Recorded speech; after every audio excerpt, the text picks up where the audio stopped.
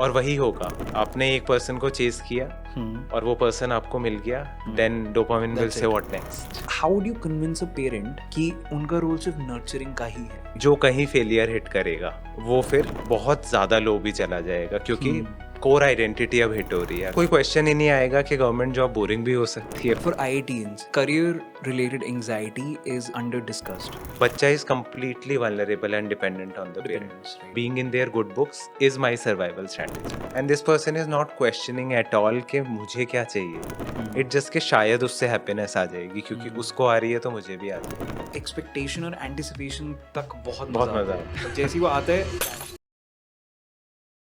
Lake Bajaj is a clinical psychologist and the founder of Coach for Mind, a leading mental health firm. An IIT Delhi graduate, Lake transitioned from engineering to psychology and has since helped thousands navigate trauma, anxiety, and mental well-being.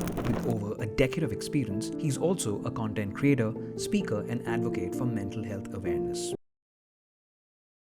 The world is shifting from a unipolar to a multipolar global order. Trump is back and power is realigning.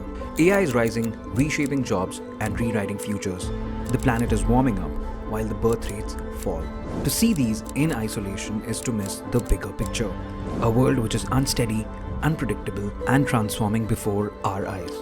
Let's make sense of the happening from India's lens, one conversation at a time. Welcome to the Nagrik podcast with Hari. Lake, thank you so much for being part of the Nagrik podcast and welcome to the show. Yeah. Happy to be here. आप एक IT engineer हैं and उसके बाद आप एक clinical psychologist बने हैं, right? So and this is a unusual combination. तो हमें ये बताएं कि how did this shift happen and most importantly why did this shift happen for you? तो स्टोरी थोड़ी सी लंबी है, but I will try to keep it crisp.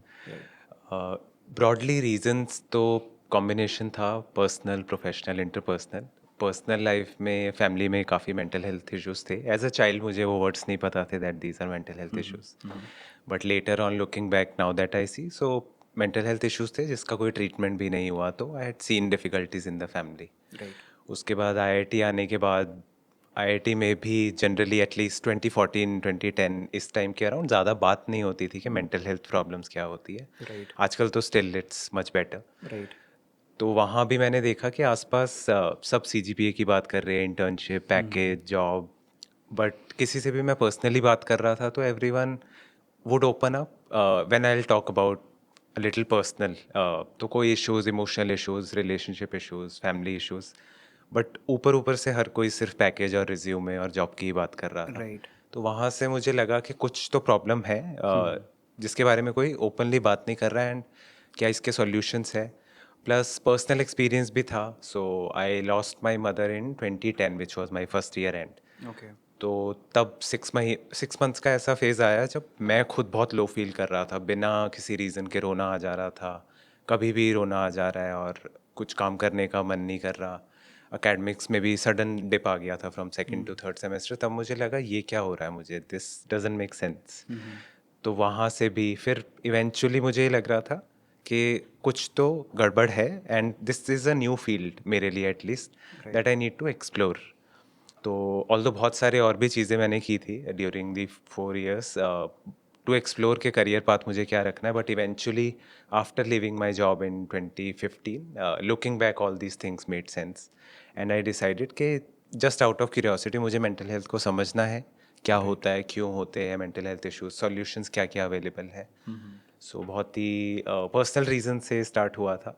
And थोड़ा सा मुझे ये भी लग रहा था कि मेरे में बेसिक स्किल सेट है that people would naturally open up to me. तो लगा कि शायद इसमें कुछ बन जाएगा. एग्जैक्टली क्या बनेगा वो नहीं पता था. So briefly that's how it started. For IITians, right? Career related anxiety is I would say under discussed. जो expectations होती हैं या जो performance anxiety, that's not really talked about, right? You know, through some examples from your own consultations of when you've had discussions with IIT alumni, that एक performance और एक certain level of success hit करने के बाद, and to maintain that. मैंने I think 3-4 post ऐसे IIT life के बारे में लिखी है, एंड दे कम फ्रॉम, मैं किसी क्लाइंट के साथ, because most of my clients are working professional, most a lot of them are from IIT, others are also high achievers even if they are not from IIT. तो वो pattern मैं बार बार देख रहा था, तो I thought I should talk about it. So Right. इसलिए मैंने LinkedIn पे पोस्ट लिखी थी.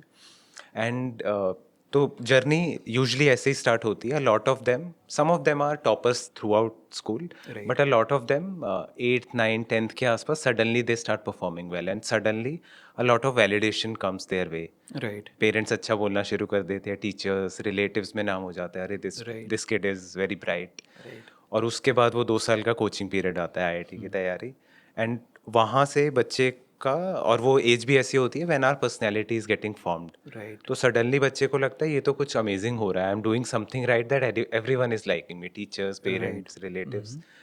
और वहाँ से वो बीइंग एन आईआईटीएन उसकी आइडेंटिटी का कोर पार्ट बन जाता है कि मैं कौन हूँ. वो नाम से भी ज़्यादा इंपॉर्टेंट हो जाता है कि मैं तो आईआईटीएन हूँ.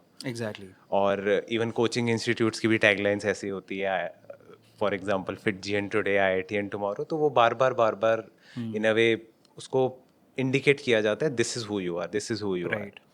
और इवन आईआईटी में भी जाके जो अगर हुडीज वगैरह जो Yes. होती है, सब पे यही लिखा होता है. So it becomes a very big deal, part of their identity. Right. अब उस आइडेंटिटी को मेंटेन भी करना है. एक बार बन गई वो आइडेंटिटी, वो प्रेशर फिर अब वहाँ पे इन अ वे चीज़ें छटनी शुरू हो जाती है. जो वो मेंटेन कर पाएगा वो तो अपने बारे में अच्छा फील करेगा. Right. जो कहीं फेलियर हिट करेगा वो फिर बहुत ज़्यादा लो भी चला जाएगा, क्योंकि कोर आइडेंटिटी अब हिट हो रही है अगर फेलियर आ गया. अब कुछ लोगों के लिए वो फेलियर, लेट्स से आईआईटी में आते ही फर्स्ट सेमेस्टर अच्छा परफॉर्मेंस नहीं आया, सडनली सेल्फ वर्थ ड्रॉप हो जाएगी. Right. किसी की सेकंड थर्ड ईयर में इंटर्नशिप अच्छी नहीं लगी, सेल्फ वर्थ ड्रॉप हो Right. जाएगी. पैकेज अच्छा नहीं मिला, सेल्फ वर्थ ड्रॉप. Right. और वहाँ से फिर लोग छटने शुरू हो जाते हैं. एंड करते करते जो थ्रू आउट परफॉर्म करता रहेगा अच्छा, तो उसकी सेल्फ एस्टीम बनी रहेगी. एक फेलियर आते ही फिर डिप भी बहुत स्ट्रांग आता है, और उसको मेंटेन करने का pressure, that I must get this right, otherwise. और अगेन मैं अपना भी एग्जांपल लूँ. व्हेन आई चोज के मुझे अब शिफ्ट करना है, आईआईटी हो गया, बीटेक हो गई, जॉब हो गई, now I want to do something completely very different direction. तो मेरे लिए भी यही हुआ था. पेरेंट्स, फ्रेंड्स, फैमिली, ऑलमोस्ट एक दो को छोड़ के none of them supported. Everyone said के क्या कर रहा है, क्यों लाइफ खराब कर रहा है. Right. फ्रेंड्स से तो मुझे एक्सपेक्टेड नहीं था. फ्रेंड्स ऑल्सो सेड के क्या कर रहा है. तो it was slightly lonely journey, क्योंकि किसी को समझ नहीं आ रहा था ये कर क्या रहा है. And I was doing based on intuition. मेरे पास भी लॉजिक नहीं था कि दिस विल मेक सेंस. तो माई पेरेंट्स सेट के पूरी डिग्री ख़राब कर दी, बैचमेट सेट के किसी और की सीट ख़राब कर दी तो आईआईटी आके. और ये तो एवरीवन हैड दैट एक्सपेक्टेशन. अब मेरे लिए ये था because the dissatisfaction was so strong कि मुझे शिफ्ट करना ही था, तो I could pull through. But a lot of people, उनके माइंड में अगर होगा भी that they might want to do something not so mainstream, वो करेज लाना बहुत मुश्किल हो जाता है, क्योंकि सबकी एक्सपेक्टेशन होती है that you have to go through a certain kind of lifestyle. Right. Although मेरा पर्सपेक्टिव हमेशा से है कि आईआईटी ब्रांड बहुत सॉलिड ब्रांड है, Right. That should give you freedom, that should not become the obstacle. Exactly. I think काफ़ी on point observations हैं, क्योंकि I could also see from my point of view over the last few years. जैसे I started my career by working in oil and gas, right? Nobody in IIT wants to go to an oil and gas firm. Like let's put it that way. 2 या 3 sectors ही होते हैं जो mostly with in campus सब लोग target करते हैं, right? सो जैसे आपने कहा कि there are different point of failures in that full IITian journey. तो वो for me I think became that 2016 उस टाइम कुछ डीमोनेटाइजेशन हुआ था, so the placement season actually went off, right? So at that point it hit के okay, आप 3-4 साल से अच्छा परफॉर्म कर रहे हो, कंसिस्टेंट है, GPA सब कुछ मेंटेन कर रहे हैं, PORs हैं आपके पास, but that one placement not converting just takes away the entire shine. और जो भी जैसे आपने कहा कि इतना कोर पार्ट हो जाता है आइडेंटिटी का कि जस्ट टेक्स अ हिट कि ओ के या प्लेसमेंट नहीं अगर अच्छी होती तो how big of a toll it takes वो आपको तभी पता लगता है, right? So that was one personal anecdote that I wanted to share. And the second one was ki, let's say I post my oil and gas firm, I took a break for about few months and then joined a public health, right? Which was a NGO setup where मैं consultant था Ministry of Health में, but this was again from a package etc point of view, it was slightly lower from where let's say 4 to 5 year experience typical IIT grad would right? So right, क्योंकि again this was a drastic shift.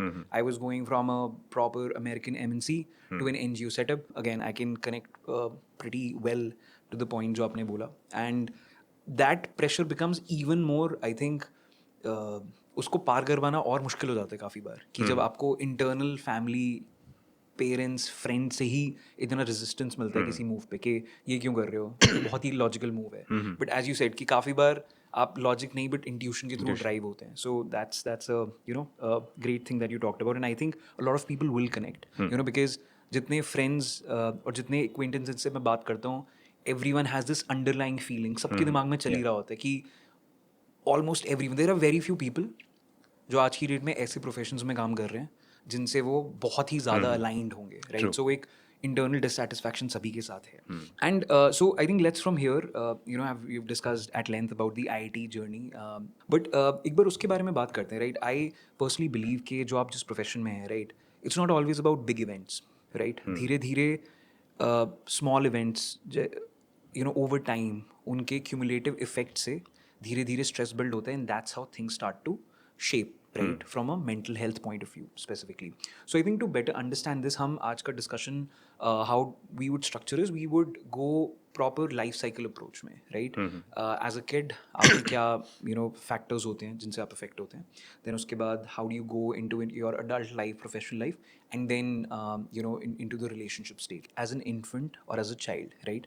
Specifically Indian setup में जितना हम देखते हैं कि performance और career क्या बनना है, वो वाले कॉन्वर्जेशंस बहुत ही जल्दी हिट हो जाते हैं, राइट? कि we want to make our child into a specific mould, कि ये आपको करियर स्टार्टिंग से पिक करना है, आपकी सारी कंडीशनिंग, सारी चीज़ें उसी के अराउंड होती हैं, उसी के अराउंड रिवॉल्व करती हैं जो ट्रेडिशनल मार्कर्स ऑफ सक्सेस होंगे. From your experience, how have you felt कि पेरेंट्स एंड जो चाइल्ड होता है उसका relationship early on, and specifically the point कि किस करियर में जाना है, क्या अपने आप को बनाना है, how does that affect the mental health of a child? तो इसमें मैं थोड़ा सा इंडियन कॉन्टेक्स्ट पे भी जाऊंगा, because mental health is something which is passed on from generation to generation. पिछले जनरेशन का कुछ ट्रॉमा होगा, वो आगे पास ऑन करेंगे, फिर वो trauma unless and until some intervention happens, right, by default वो आगे पास ऑन हो जाएगा. Interesting. For example, and again even events like जो इंडिपेंडेंस का, फ्रीडम का जो स्ट्रगल था, उसके बाद पार्टीशन हुआ, all these factors play a role. For example, partition हुआ तो दिस नॉर्दर्न साइड पे जो लोग पाकिस्तान से इधर आए, इंडिया से पाकिस्तान गए, even those generational traumas are passing on. Plus poverty plays an important role. तो इफ़ यू सी, ये जो प्रेशर है एकेडमिक्स के अराउंड, प्रेशर या इंजीनियर बनना है, MBA करनी है, डॉक्टर बनना है, right, all these are coming from a survival mindset. कि एक जनरेशन ने पॉवर्टी देखी, नाउ उस जनरेशन के लिए security and safety is most important, and they won't focus on कि हाँ अच्छी पेरेंटिंग करनी है, बच्चे को फ्रीडम दो, बच्चे को जो उस बनना चाहता है बनने दो. They what they have experience is poverty is a very bad thing. Right, and हो सकता है पिछली जनरेशन ने पॉवर्टी ना देखी हो, बट उससे पिछले वाले ने देखी हो, राइट, तो they would have passed it on to the second one, and फिर ये जनरेशन आगे पास ऑन करेगी. That career means stability and security, not passion और किस चीज़ में मज़ा आ रहा है. Right. 3 Idiots वाला कॉन्सेप्ट नहीं आएगा बिल्कुल. कि फोकस ऑन कि सिक्योरिटी कहाँ से आएगी, and the entire society is wired around that. Right. अब ये हो सकता है किसी और कंट्री में जहाँ things are more affluent, Right. तो वहाँ पे फोकस आएगा कि let's give freedom, let the person be who they are design to be. Right, but specially at this point India में वो नहीं है, बहुत गिनी चुनी फैमिलीज में हो सकता है. तो इंडिया को हो सकता है अगेन 15-20 साल और लगेंगे उस माइंडसेट में.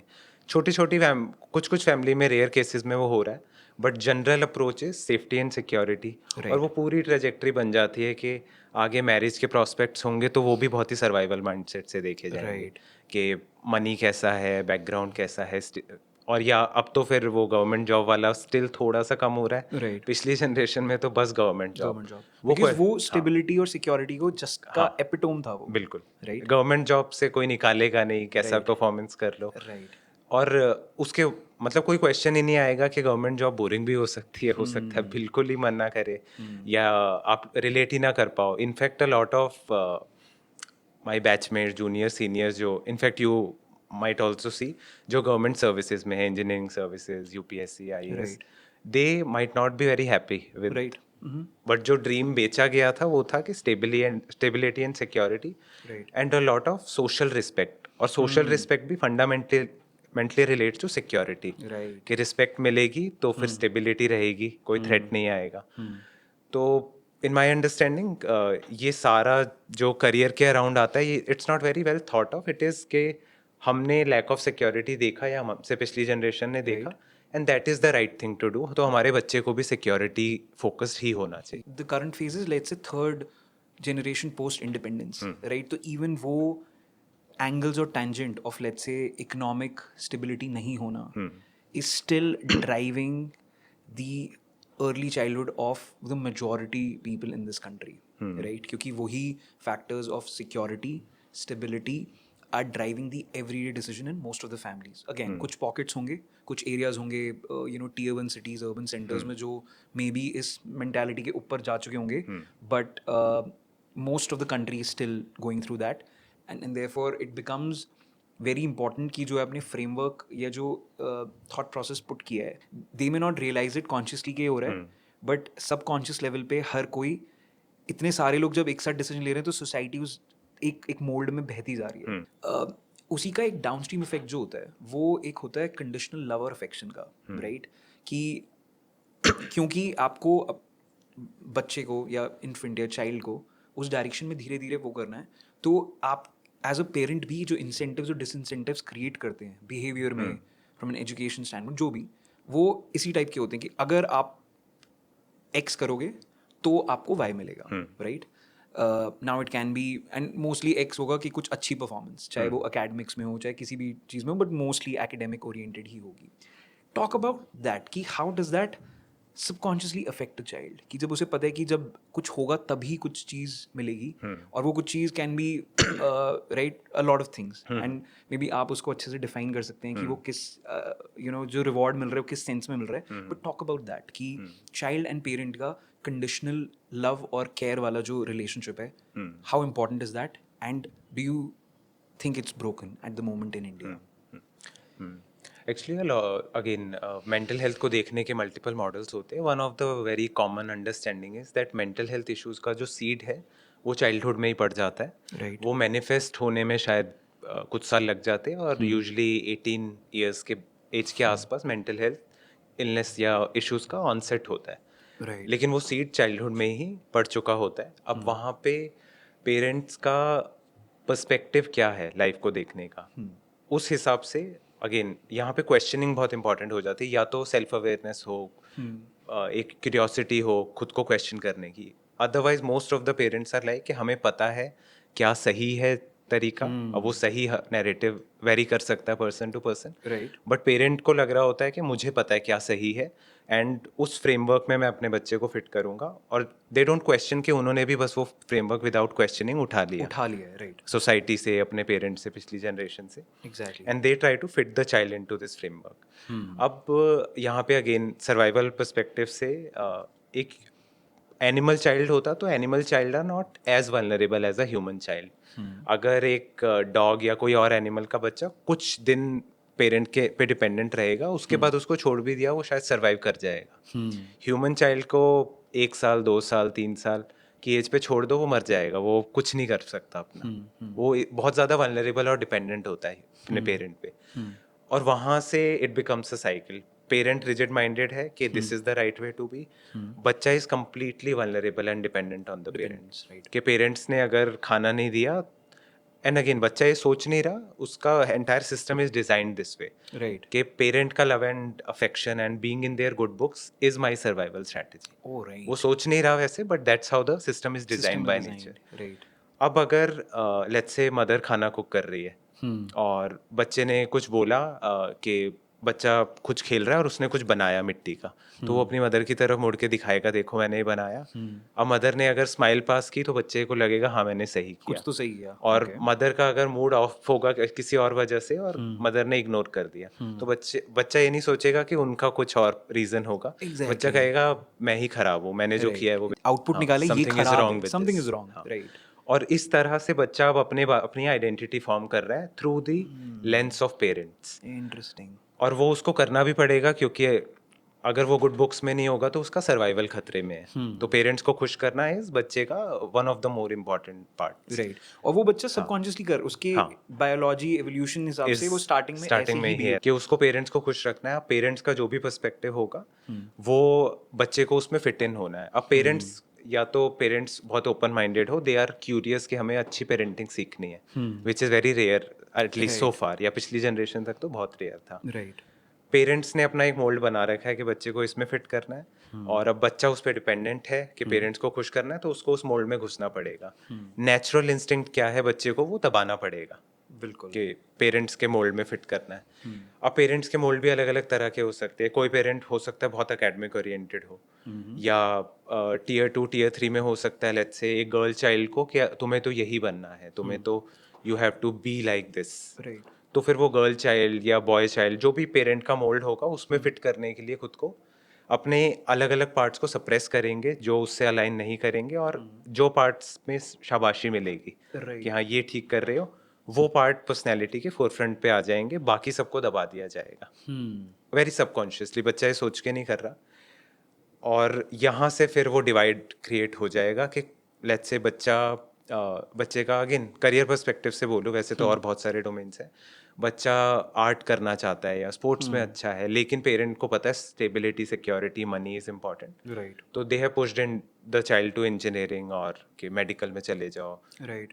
तो बच्चे को अपना वो क्रिएटिव आउटलेट को साइड में दबाना पड़ेगा, बिल्कुल। और फिर वो बाद में आके नेचुरल फ्लो नहीं रहेगा। पेरेंटिंग का एक और मेटाफोरिकल वे में बोला जाता है कि बेस्ट पेरेंटिंग इज जहाँ पे you are like a gardener. आप ये डिसाइड नहीं करते कि ये बीज बड़ा होके क्या बनेगा, आप बस नर्चरेंस प्रोवाइड करते हो, उसने जो बनना होता है वो मैनिफेस्ट हो जाता है अपने आप। आइडियली ऐसा होना चाहिए ह्यूमन पेरेंटिंग भी, बट ये मोल्ड और वो डिपेंडेंस की वजह से उसको फिट किया जाता है। इवन इफ लेट्स से वो एप्पल का सीड है, अगर पेरेंट ने सोच लिया नहीं मुझे तो मैंगो चाहिए, तो वो उसको जबरदस्ती खींच खींच के मैंगो ट्री बनाने की कोशिश करेंगे।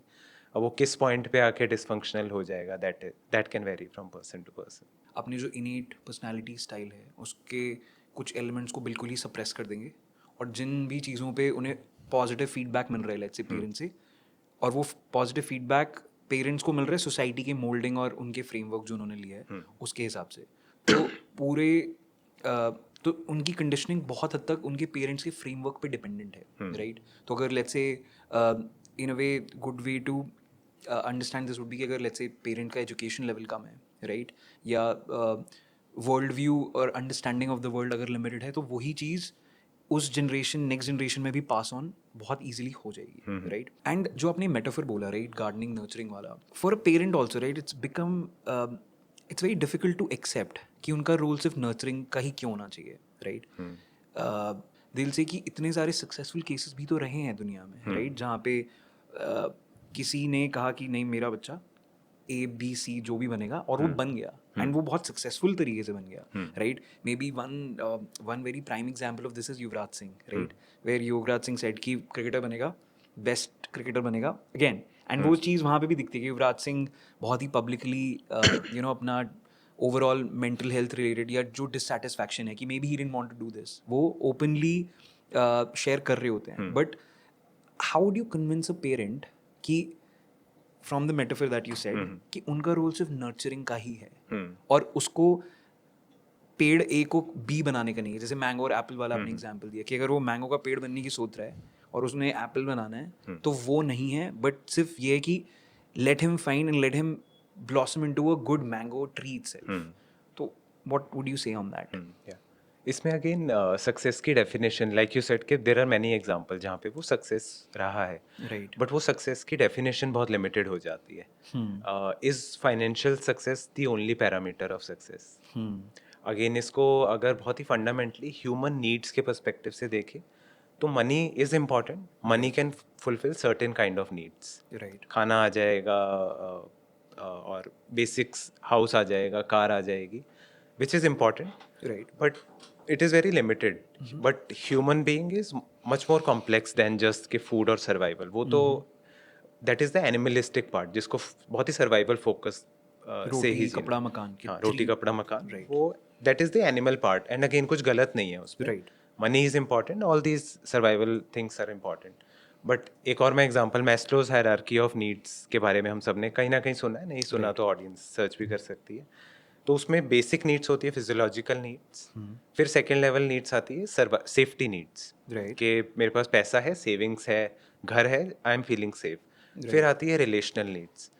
अब मोस्टली लोग फिर इन दो पे ही अटक जाते हैं कि सक्सेस मीन्स पैसा आ गया, सेफ्टी आ गई। Right. उसके बाद रिलेशनल नीड्स आती है कि पेरेंट चाइल्ड का रिलेशन कैसा है, बच्चे के फ्रेंडशिप्स कैसी है, आसपास सिबलिंग्स के रिलेशन कैसा है, या फ्यूचर में रिलेशनशिप, रोमांटिक रिलेशनशिप, मैरिज कैसी होगी, वो रिलेशनल नीड्स पे नहीं आ पाता। उसके बाद आती है सेल्फ एस्टीम नीड्स, जहाँ पे एक सेंस हो that I am doing something which I am meant to do, that this is who I am. And फिर लास्ट इसमें आता है self actualisation, which means that जो कुछ भी इस सीड में था, इस बच्चे में था, वो सब फुल पोटेंशियल से एक्सप्रेस हो रहा है। उसके ब्रेन कैपेसिटी, लेट्स से अंदर से आर्टिस्टिक इंस्टिंक्ट से, तो आर्टिस्टिक इंस्टिंक्ट्स को जगह मिल रही है। अंदर गुस्सा भरा हुआ था, तो वो लेट्स से बॉक्सिंग कर पा रहा है, just I am taking examples, तो वो उस गुस्से को चैनलाइज कर पा रहा है। या फिर अंदर कुछ पोएम्स लिखनी है इस बच्चे को, इसके अंदर से वो आ रहा है, तो वो आउटलेट कहीं मिल पा रहा है। तो ये सब भी सक्सेस के फैक्टर्स होने चाहिए। Right. या फिर पर्सन बहुत रिलेशनल है, लेकिन उसको भेज दिया कि जाओ यूएस में जाके टेक जॉब करो, रिलेशनशिप से बिल्कुल उसको तोड़ के वहाँ भेज दिया। Right. अब वो वहाँ जाके isolated, and again I have many NRI clients and this is a very common story. Right. अब वो अंदर क्या क्या है, वो सब नीड्स को और अगर हम अटेंड कर पाए, that is a holistic success, Right. Rather than just कि वो मनी और फेम पे ही लिमिट करते हैं। राइट काफ़ी टाइम्स ये जो मोल्ड की तरफ हम जा रहे हैं, उससे आप अगर इन डायमेंशंस में ह्यूमन के ओवरऑल सक्सेस को अगर हम नापें, तो मे बी 1 2 3 4 कैटेगरीज में मिल पा रहे हैं, बट बहुत सारे ऐसे डोमेन्स हैं जहाँ पे फुल लेवल का एक्चुअलाइजेशन या पोटेंशियल पे रीच ही नहीं कर रहा है। आई थिंक पिछले 10 या 15 सालों में, right, specifically with the rise of digital technologies, personal devices etcetera, एक बहुत ही different kind of interface develop हुआ है, जिससे इवन अर्ली एजेस में आप नॉट जस्ट पेरेंट्स और आप या फिर आप अपनी आसपास की कम्युनिटी ही नहीं, बट एक वर्ल्ड ग्लोबल कम्युनिटी से कनेक्टेड हो, right, through social media platforms, through internet broadly, right, चाहे थ्रू पेरेंट्स डिवाइसेस हों, चाहे पीयर्स के थ्रू हों, जो भी हों, बट एक एक्सेस है आपको दुनिया का, right, just outside of your own little family और your own physical community, right.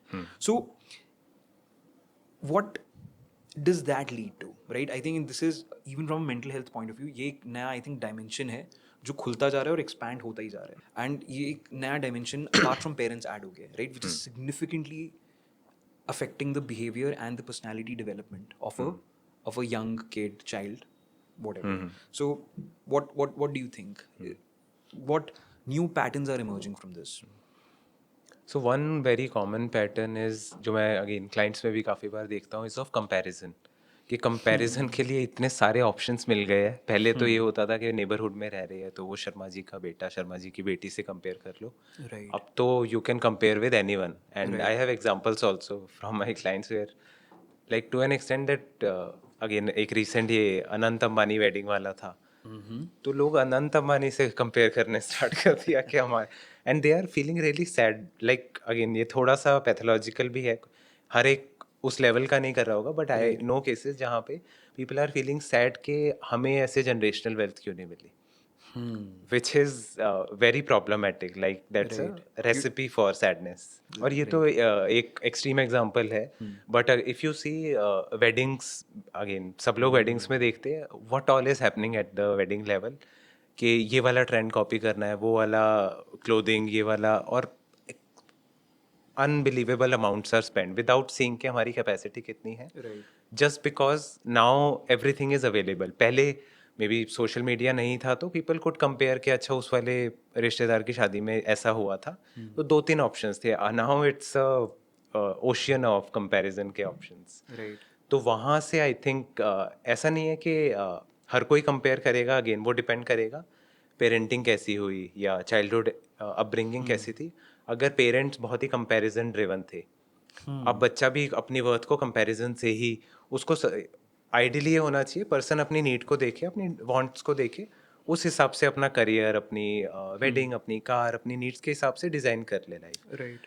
Now it is becoming के अगर वो बाय डिफ़ॉल्ट कंपैरिजन उसने चाइल्डहुड में देखा है कि पेरेंट्स तो ऐसे ही वैल्यूएट करते हैं तो मुझे भी ऐसे ही वैल्यूएट करना चाहिए, अब वो हर चीज़ में कंपेयर करेगा। या फिर इवन आईआईटी का भी एग्जांपल ले तो आईआईटीएंस आपस में कंपेयर कर रहे होंगे, या कि वो पर्सन तो इतने की जॉब कर रहा है और वो वहाँ सेटल्ड है, और हर कोई सोशल मीडिया पे अपनी बेस्ट लाइफ दिखा रहा है, एंड वहाँ उस कंपैरिजन से people are feeling sad.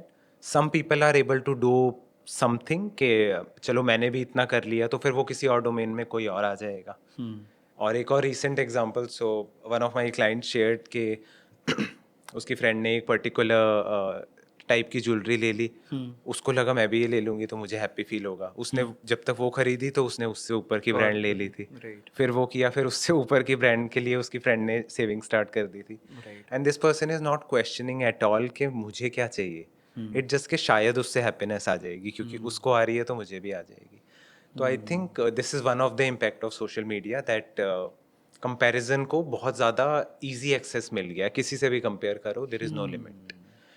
Second, I think it's more from the dopamine perspective. इस पे आई थिंक अभी एक रिसेंट बाय मोर करके एक डॉक्यूमेंट्री भी आई है, how big tech firms are utilising how the our nervous system and brain works, जिसमें डोपामिन बीट स्क्रोलिंग और ऑर्डरिंग समथिंग, डोपामिन रिलीज होता है, कुछ नया देखा, कुछ नया मिला एक्सपीरियंस करने को, एंड नाउ वी आर, क्योंकि एक्सेस इतना स्ट्रांग है, 10 मिनट में डिलीवरी हो जाएगी, और a lot of again ads बहुत अच्छी आती हैं, इन्फ्लुएंसर्स के थ्रू नए नए प्रोडक्ट्स मार्केट में दिखाते हैं, तो वो इतना इजी एक्सेस मिल चुका है कि वो बार बार डोपामिन हिट चाहिए, चाहे शॉपिंग के थ्रू चाहे स्क्रोलिंग के थ्रू, और एकदम से चाहिए, और वो it actually becomes like an addiction.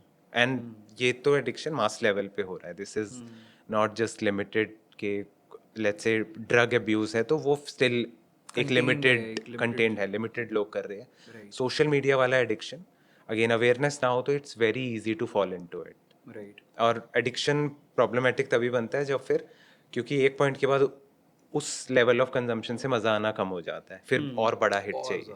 Right. तो वहाँ से शॉपिंग का एग्जांपल ले लो आपने, and dopamine is a neurotransmitter जो which is always about chasing में मज़ा आता है, मिलने पे डोपामिन हेल्प नहीं करता, डोपामिन क्रैश कर जाता है जैसी वो चीज़ आपको मिल ये जाती तो है। अगेन ये तो काफ़ी बार पर्सनली लेवल भी ऑब्जर्व किया है कि कितनी बार आप कुछ चीज़ ऑर्डर कर रहे होते हैं, एक्सपेक्टेशन और एंटिसिपेशन तक बहुत बहुत मज़ा मज़ा आता है, आता और जैसे ही वो आता है क्रैश्ड हाथ में आ गया, अब ठीक है, अब क्रैश, तो आ गया। और फिर डोपामिन कहता है व्हाट नेक्स्ट, फिर we go into the loop again.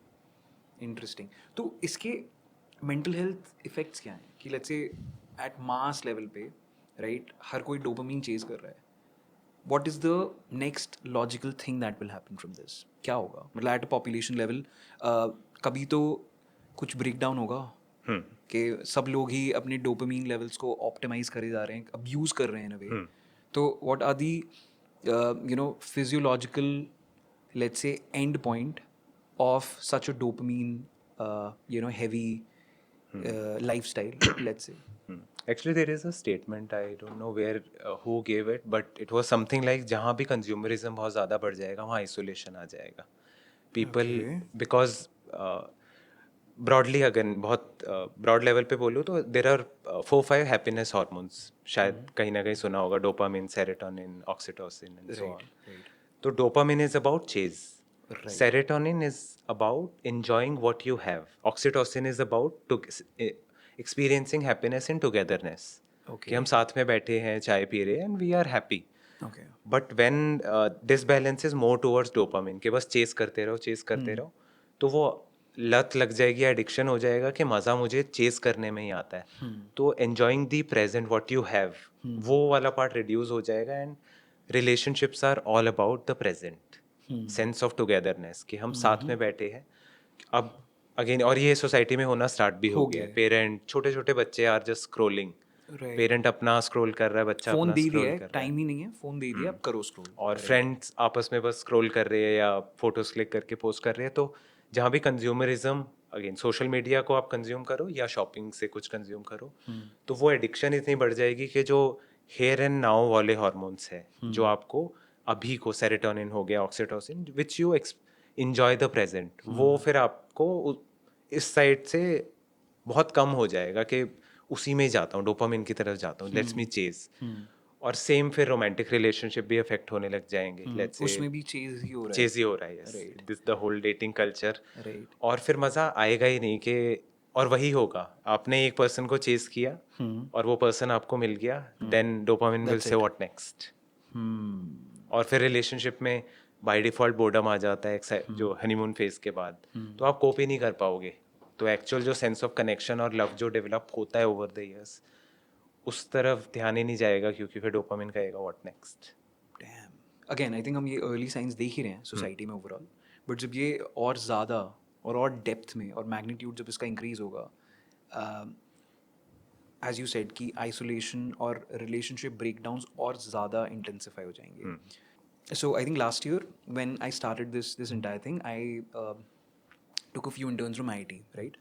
So presumably second last year they were 21, 22 year olds, right? And we're talking 2024 में. So these are the generation जो उगे ही सीधा मोबाइल फ़ोन वाली उसमें. And that's the very first time I had a very solid interface with this young generation कि एक साथ 6, 7, 10 लोगों के साथ मैंने काम किया, देखा. And I could sense that कि something was off, right? From my point of view. Again, मेरे पेरेंट्स हमारी जनरेशन और हमारे बारे में बोल सकते हैं something is of with you guys, but वो नीचे भी, और वो ज़्यादा गैप नहीं है, वो 6, 7, 8 साल का ही है. ये जो जनरेशनल गैप वाली डेफिनेशन है वो भी और छोटी होती जा रही है. Even 3-4 years junior to us would feel के वो एक अलग ही अपब्रिंगिंग और विजन और वर्ल्ड व्यू लेके ऑपरेट कर रहे हैं. I think that's the very first time I said कि जहाँ पे मुझे दिखा कि जो कनेक्शन वाला एंगल था was off completely. मतलब their ability to connect, empathize was not just there. मतलब I could not expect any emotional response from their side. I'm, let's say, not saying कि मैं जो organization build कर रहा हूँ या जो मैं idea काम कर रहा हूँ, जो मैं projects दे रहा हूँ, they are, you know, top of the world, etc. Not that. But even होते हैं ना कि उसके traces भी नहीं दिखे. Everything from my point of view felt very emotionally detached. कि ये लोगों को, what will it take for them to connect with the idea, with me as a person, with the vision, mission at large. So that is something which I think वो नीचे वाली generation में दिखने start हो गए हैं. And like you said, these are early signs, अभी तो ये और बढ़ेगा. Right. And हाँ, ये generation भी fully digital वाली नहीं है, right? They have also spent 10-15 years, तो इन्होंने starting में बिना phone के वाली generation है ये. जो अब लोग आ रहे हैं, जो I think 2 या 3 साल से हाथ में phone पकड़ के घूम रहे हैं, वो I think we'll get to know in next 5 to 10 years. दुनिया काफ़ी तेज़ मूव कर रही है, right? Again we are now moving to the next stage. I think from childhood वाली डोमेन से we now want to shift into, let's say, you know, the professional life and topics around that. World is moving at such a fast pace. एक तो social media also makes it, you know, makes you believe that, right, कि आप इतना ज़्यादा कुछ consume करते रहेंगे, but आप अपने आप को एक्सपोजर 100 या 1000 चीज़ों का दोगे तो आपको नेचुरली फील होगा कि काफ़ी कुछ चीज़ें whatever are happening, right?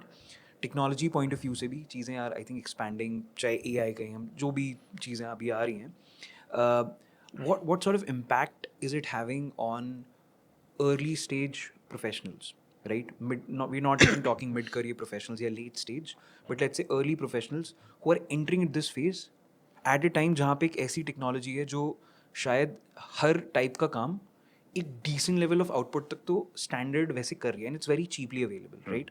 And I think it's very logical to से कि सिर्फ यही डोमेन्स नहीं, बहुत सारे डोमेन्स में धीरे धीरे वो टेक्नोलॉजी स्प्रेड होगी. गिवन दुनिया इतना फास्ट पेस से मूव कर रही है, what sort of impact are early stage professionals having from this? I think अभी मेरे माइंड में तो both positive and negative both are coming of this fast-paced change.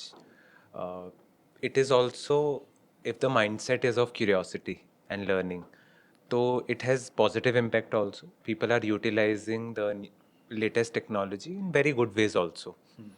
But at the same time, it can very well be a threat, one with respect to career, that I think ये AI जब तक settle in करेगा कि exactly क्या क्या impact इसके होंगे next 5 to 10 years में, anxiety levels will increase, right? क्योंकि anxiety is mostly about uncertainty. Right. और अभी technology is making everything very uncertain. It Uncertain. Can go in any direction. Right. तो अनसर्टेनिटी बढ़ेगी तो definitely anxiety would go up.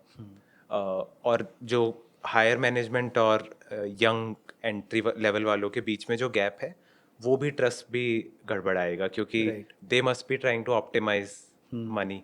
और entry level वाला इस पे ट्रस्ट नहीं करेगा that they might be trying to fire me कि एआई से मुझे रिप्लेस कर दे. Exactly. तो ट्रस्ट पे इशू आएगा, जनरल एंग्जाइटी बढ़ेगी कि uncertainty. But overall I am hoping that it won't lead to to many negatives, क्योंकि पॉजिटिव इम्पैक्ट भी काफ़ी है. दैट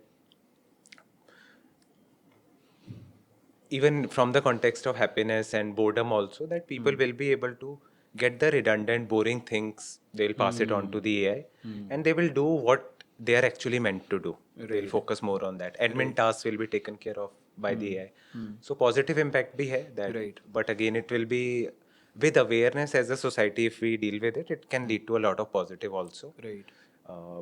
और the other side also that anxiety भी बहुत बढ़ सकती है. पॉजिटिव में ये हो सकता है that again that human potential, what the human is meant to be. तो human is not meant to do the redundant day to day task. Right. तो वो मैनिफेस्टेशन आ सकता है that more artistic career might find growth.